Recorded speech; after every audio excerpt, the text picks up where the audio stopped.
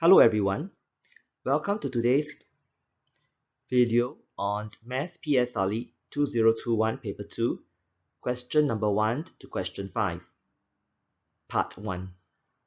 I am Joseph and I'm going to show you how to go about solving question 1 to 5 of 2021 Paper 2.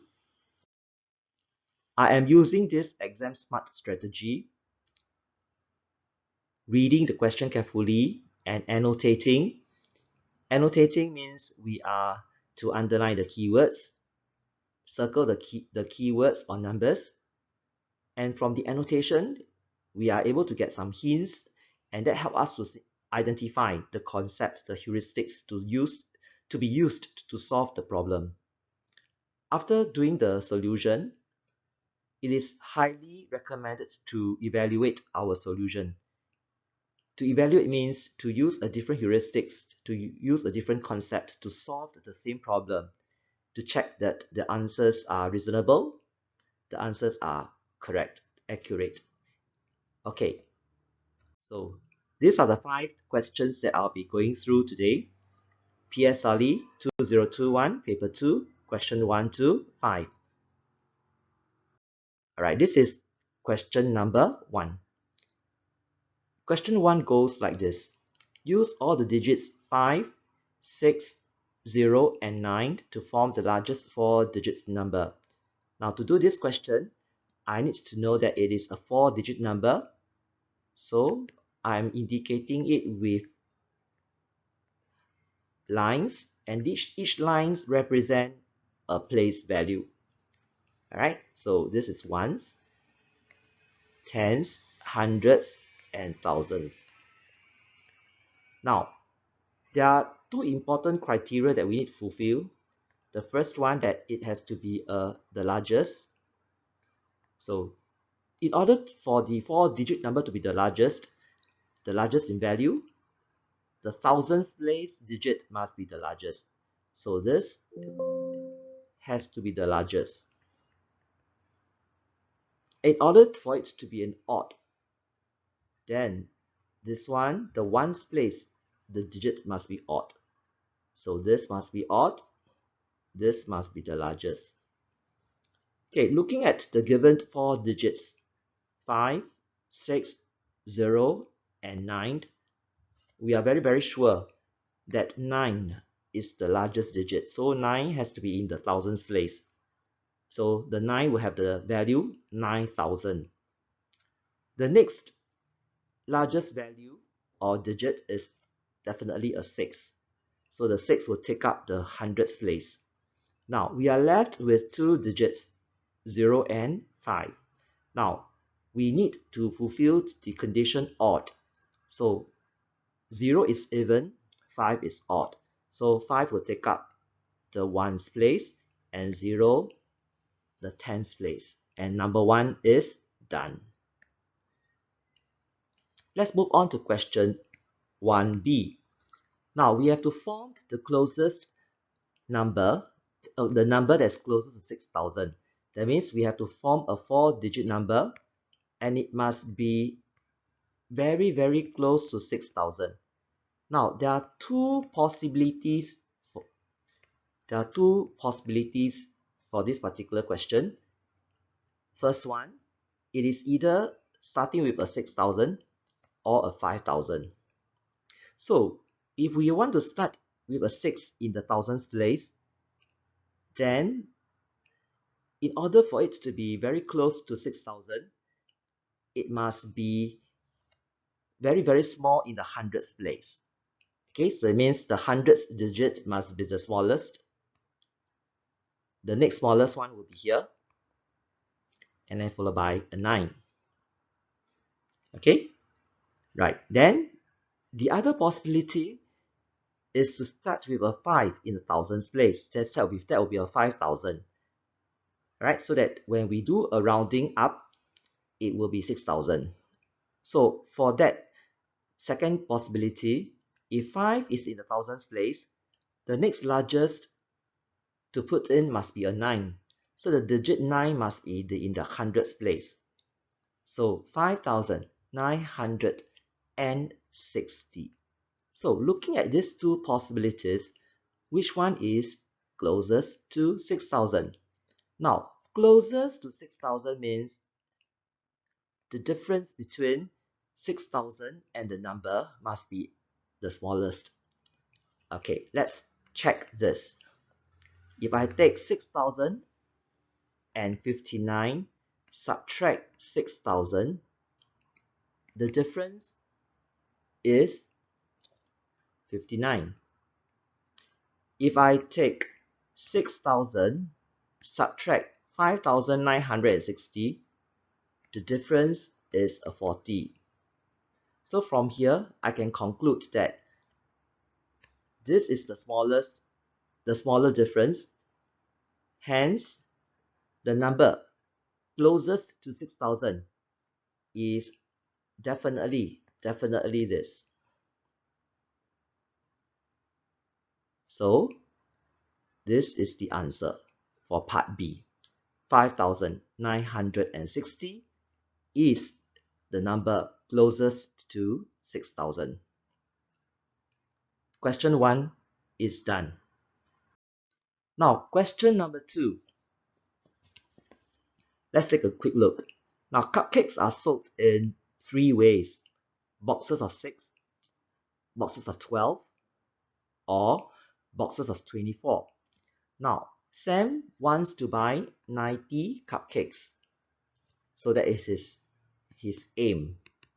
His aim is to get 90 cupcakes.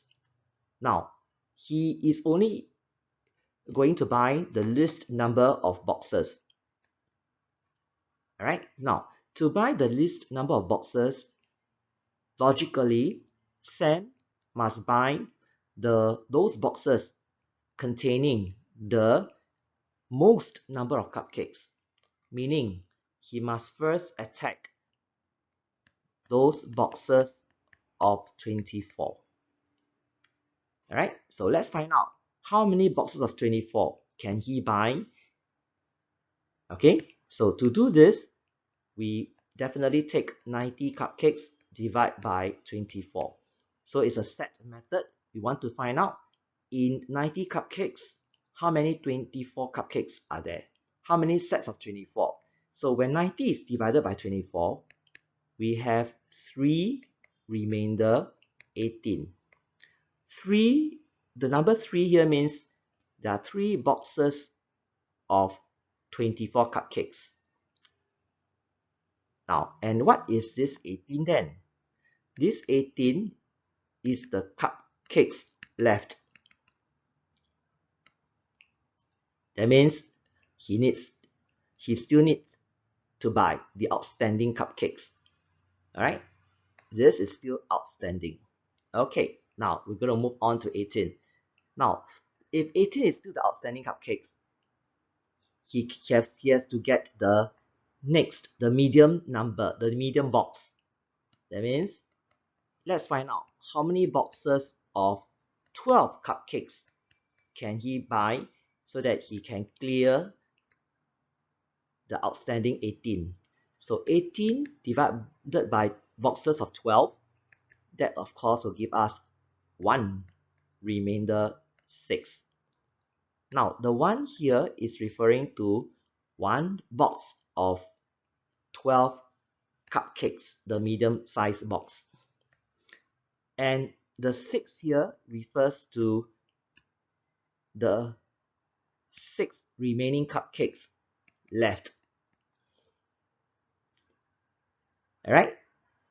Now, so the remaining 6 cupcakes cannot fulfill, or rather, the remaining 6 cupcakes do not belong to the boxes of 24, do not belong to the boxes of 12. So the remaining 6 definitely has to belong to the boxes of 6, the smallest category.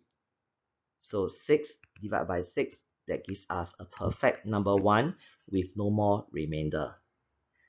Okay, alright, so from here we can conclude that the least number of boxes Sam buys should be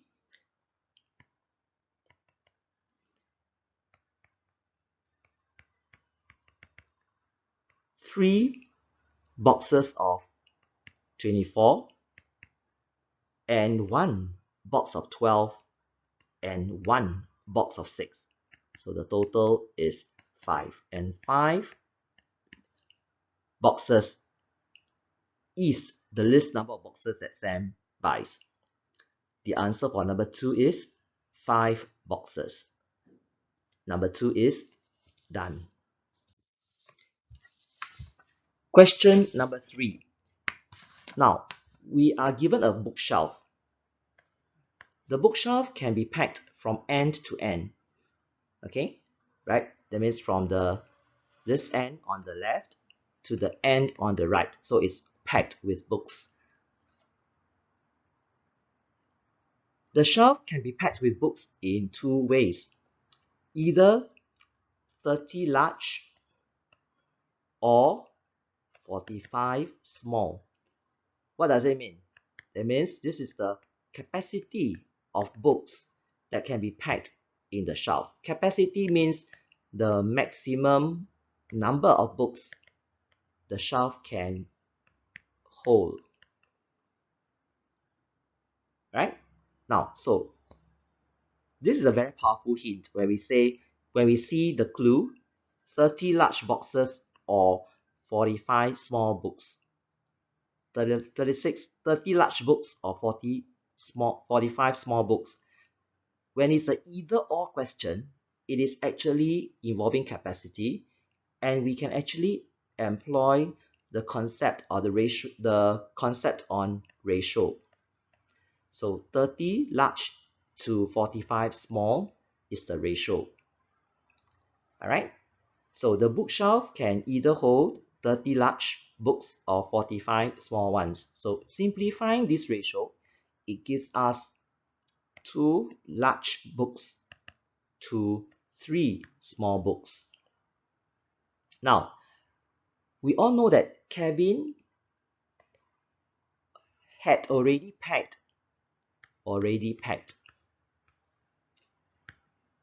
3 large and 23 small.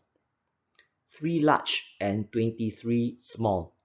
And he wants to find out at most how many more large books can be packed in the shelf. That means the remaining space in the shelf, how many more large books? Only large books. So we are not interested in the small books to occupy the remaining space. So to find the large books, we have to make sure that the ratio is all focusing on the large books. So we are not interested in the small books. So I'm going to find what is one small book representing. One small book can be exchanged for 2/3 large books. So it's a very easy ratio. One small book can be exchanged for 2/3 large books. All right. Okay. Now, since there are already 23 small books in the shelf, so 23 small books is equivalent to how many large books? So I take 23 times 2/3. All right. So when 23 multiplied by 2/3 of the large books, I get a mixed number 15 and 1/3 large.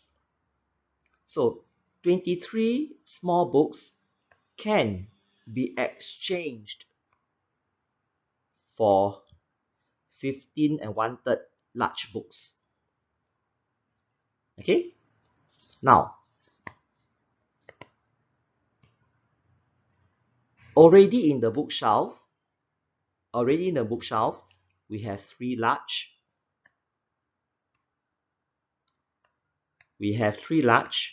And the small ones are exchanged for 15 and 1/3 large. That means in the bookshelf, there are already 18 and 1/3 large, which is about 19 large books. Okay, that means Kevin had already packed 19 large books in the bookshelf. If all the small ones are exchanged for large books. Alright, so imagine all these are large books and it should be about 19 large books. So the remaining space, how many large books? Remember, the capacity of the bookshelf is 30 large. So minus 19 large, that means Kelvin can actually put in 11 large books. At most, he can put in 11 large books. So this is the answer for number 3. So it is a capacity question. It is also indirectly a ratio question. All right? Okay, let's move on to question 4. Now, question 4 is a bar graph question, and this bar graph question is very interesting. There's no value along the vertical axis. So we have to bear in mind a little bit of logical reasoning. Okay, now we are given 3 bars here. I shall call this small bar, medium bar, and large bar. And there are 3 sports. Students played only one sport, either basketball, football, or handball. And we have plenty of information. Now, one third of the students played football. So what does it mean? I'm going to present this using ratio. I'm going to use a ratio method to explain this question. Now, if one third of the students played football, okay, so the ratio should be presented in this way. Football is 1. Then what is 3? 3 will be all the total students. If 3 units represent the total students and 1 unit represents students playing football, then what should 2 units be? 2 units should be handball and basketball. That's right. Okay, remember the total students participate or played 3 different games, different ball games, either football, handball, or basketball. If 1 unit of students played football, then definitely 2 units must be students playing handball and basketball. So that's the first set of ratio that we know. Now, the next set of ratio that we all know is line number 2. The number of students who played handball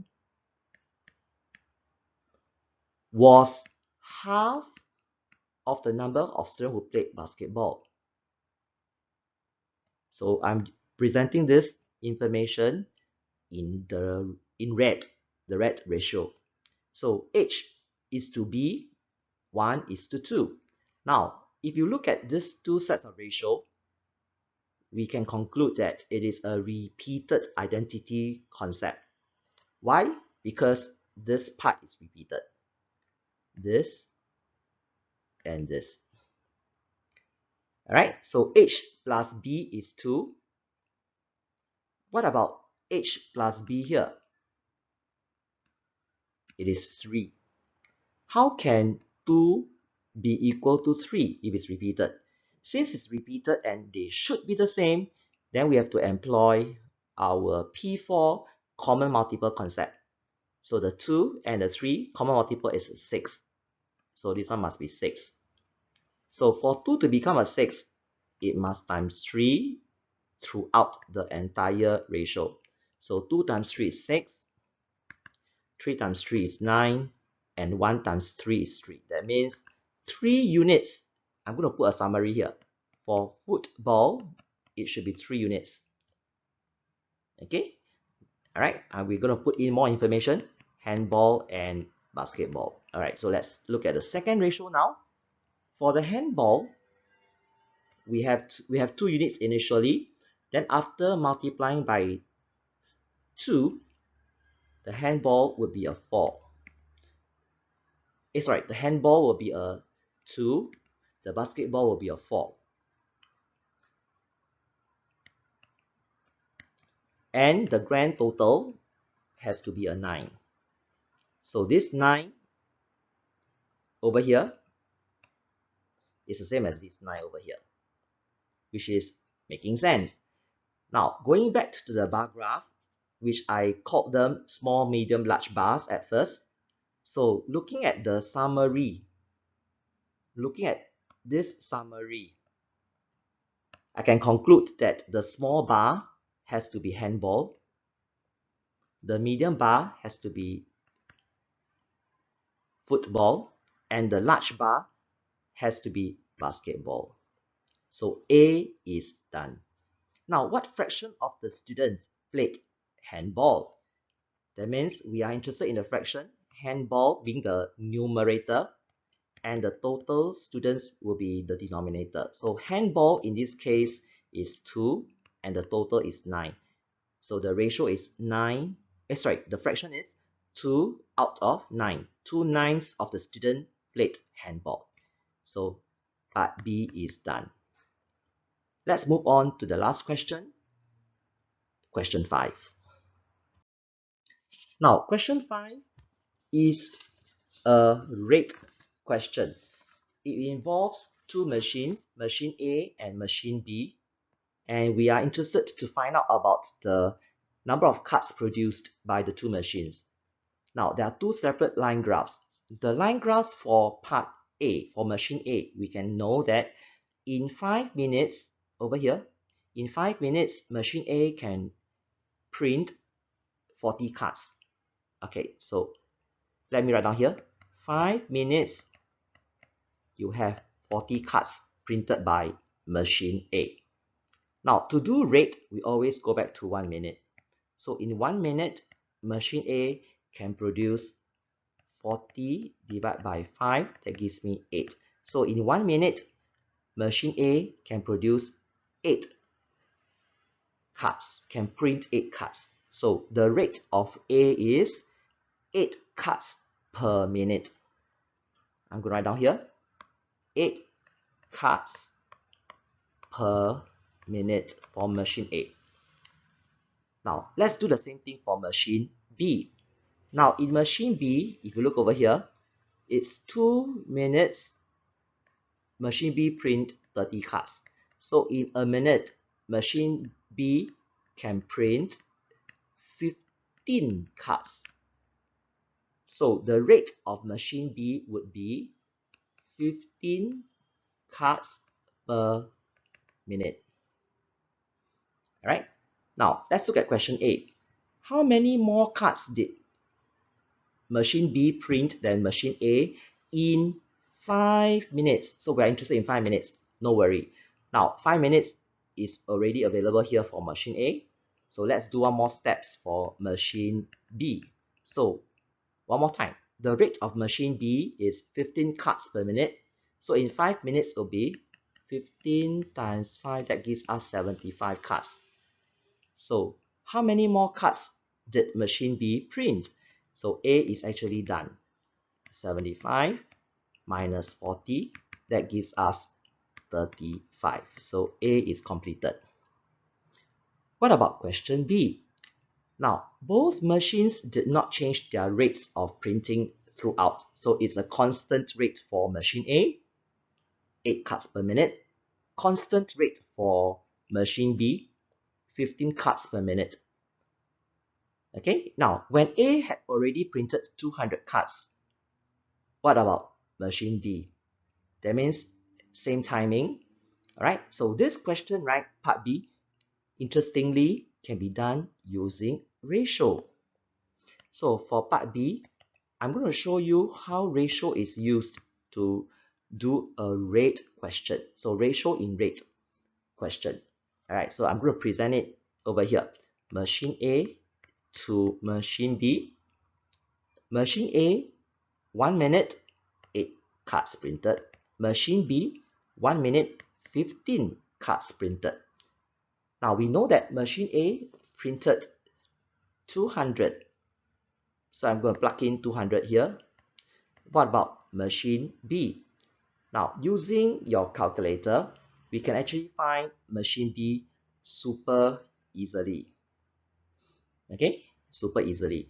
All right, what we can do is, let me do it over here at this particular space here. All right, so what happened is 200 divided by 8. We can find what is 1 unit, right? Okay, then after that, we take the answer times 15. Right? I hope you know what I'm talking about. Okay, that means we are going to find out what is happening here. Right? That means 8 must multiply by what to give you 200. So using your calculator, we know that 8 must multiply by 25. And then of course, 15 also must multiply by 25. So 15 times 25 gives us 375. So part B is done. 375.